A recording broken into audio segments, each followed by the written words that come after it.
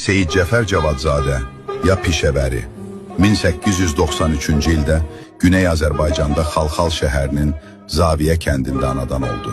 Atası məşrutə mücahidlərindən olduğu üçün kiçik yaşlarda Səttarxan və Azərbaycanın dirənişi ilə yaxından tanış oldu.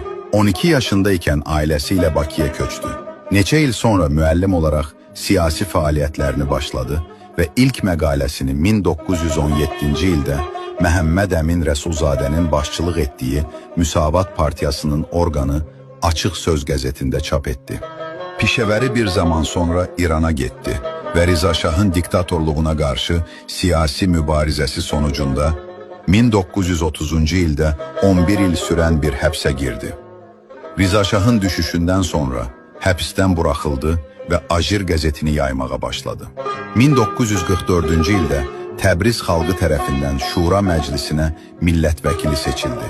Amma İran irticası onun məclisə girməsini yasaqladı.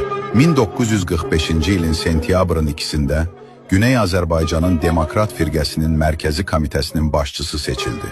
Pişəvəri, milli hökumətin öndəri olaraq Azərbaycanlıların məktəblərdə ana dilində eğitimini təmin etdi. Savadsızlığın kökünü kəsmək üçün kəsin addımlar attı. İşçilər üçün iş qanunu, qadınlar üçün kişilərlə bərabər hüquqlar və çox önəmli olan torpaq islahatını gerçəkləşdirdi. Bu aydın günlər çox sürmədi və Pəhləvi rejiminin Azərbaycana qoşun çəkməsi və soyqırım törətməsindən sonra Pişəvəri Quzey Azərbaycana getmək məcburiyyətində qaldı.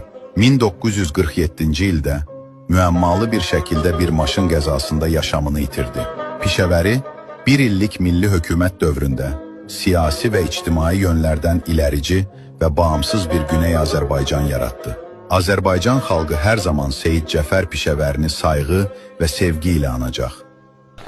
Yaşasın Azərbaycan kəndlisinin azadlıq yolunda apardığı mübarizəsi.